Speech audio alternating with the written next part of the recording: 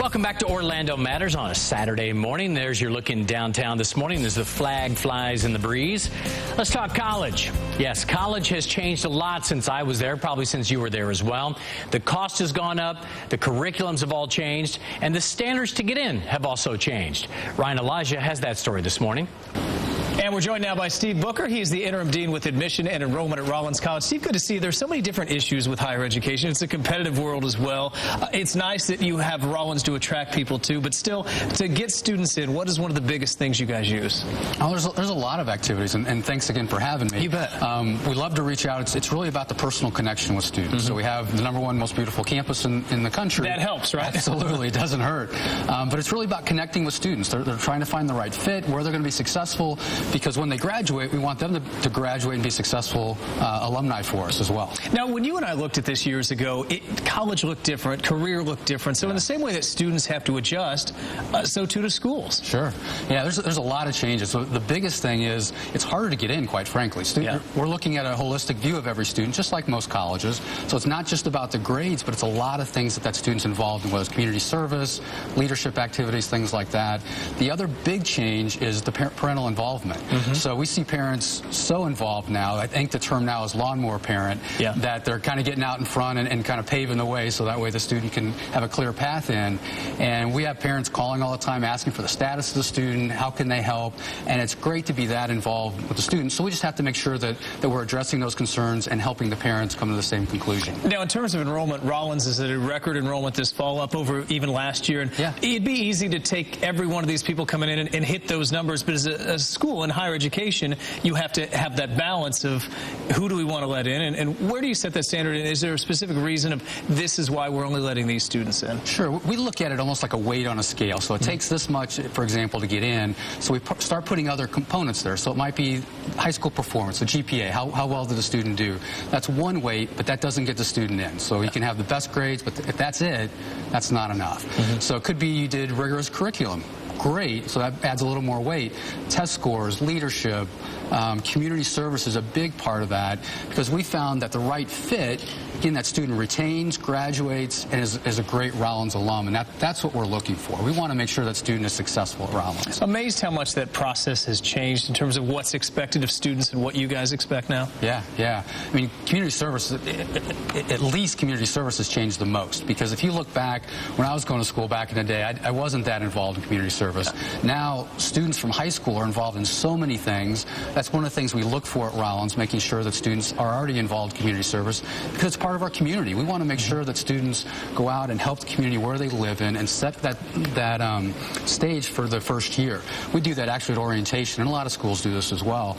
So before they even step foot in the class, they're out volunteering in Central Florida, and if you add up all the hours, it's 3,200 hours that those new students are doing before classes even start at Rollins. The internet and social media has changed so much in terms of the masses that you can reach. Have you seen it change in terms of how Rollins markets itself? Obviously not to Central Florida, but even to the entire world, because you have international students coming as well. Sure. Yeah, we do make sure the message on point. The message hasn't changed in terms of we want a solid student, academically strong, community service minded, and who we think is a good fit for the college. We want it to be a good fit on both sides.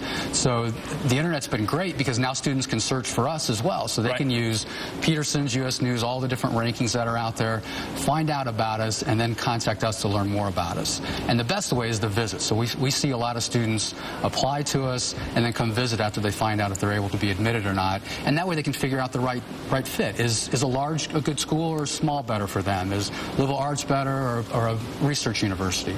So the visit really helps them pick that right school, because again, they've got to find the right fit. In Rollins enrollment, just a little under 2,000, right? Correct.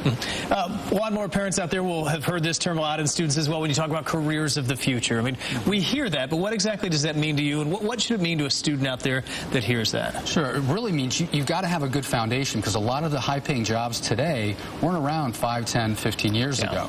So students have to be prepared when they graduate to change, and we want to make sure that their education is that launching pad into whatever career is going to be out there 5, 10, 15 years from now. And as a school, I mean, whether it's a professor that changes or an offering and course that changes, I mean, your focus has got to change from year to year, and certainly over a 10-year period. It does, but it also, we still have that core foundation that we know students are successful if they graduate knowing knowing the liberal arts, for example. That way we know when they graduate, they're going to have a specific area of knowledge, but also a broad foundation for whatever it is that comes down the road. I think when most students, certainly when their parents think of college, they think of affording college. I mean, that's the one thing. They want their student to have that secondary education, but they also have to pay for that as well. True, yeah. When you look at affording college now, how different are things, and what advice would you give to a parent out there? Well, the biggest thing is scholarships. There's a lot of scholarships that are out there. So we always encourage students, do their best now, even as a freshman in high school. Plan, study the right courses, do well in college, have a great GPA, test score, and all those things, community service. So that way when they graduate, they have opportunities for scholarships, whether it's at the specific college or outside scholarships through other organizations. We're also very fortunate in the state of Florida. We have Bright Futures. That's another $2,400 to $3,200 for students. We have the Florida Resident Access Grant for private colleges and universities. And there's lots of opportunities there. There's also need-based money that's available. So what we tell families is start planning as soon as you can. And every college has what's called a net price calculator.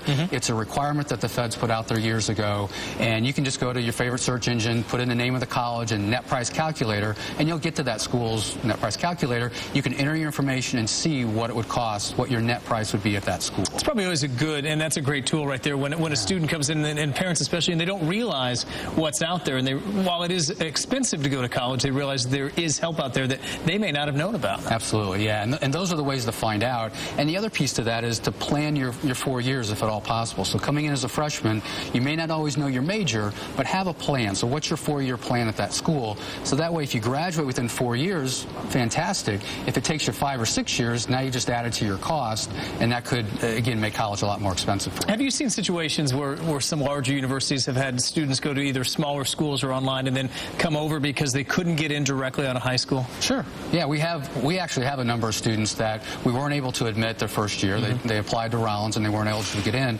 so they went out, proved themselves at another college, whether it's Valencia or Seminole or one of the big publics, and then they transferred back to us after a couple of years, and they've been very successful. And a lot of schools are looking at that model as well. Do you guys have to do anything different as a smaller school versus the very large state institutions at UCF in terms of, obviously you can look for a different student because you have a smaller base to look for? Well, it's finding the right student, so it's not necessarily looking for a different student. We're trying to make sure that we have an academically talented student. This year our average test score went up 10 points, which is huge. That's a big jump. The average GPA is about the same as it's been in the past, so that's as high as it's ever been. So we're looking for that academically strong student, but also very talented student, whether that's in the courses they've taken. Again, going back to community service, that's what our students do. It's in our DNA. So we want to make sure those students are coming to Rollins. Give me a couple of ideas of community service. What do you see that's on a resume that stands out to you as like, that's impressive? Yeah, it's about their leadership within that community service organization. What we don't want to see is 10 organizations. So I've been doing all this for 10. There's no way. You can't. You can't be that involved. We want to know the 1 or 2 things that you're passionate about and what is it that you want to do in your life. And that way that helps us when they get here to, again, help connect them and find different things they can get involved in. You'd rather be plugged into a couple really well than spread themselves out where they're not doing much in each one. Absolutely. I mean, we hear stories all the time of kids they went to Thailand and helped build homes over there. So that's their passion, helping the homeless and helping people get on their feet.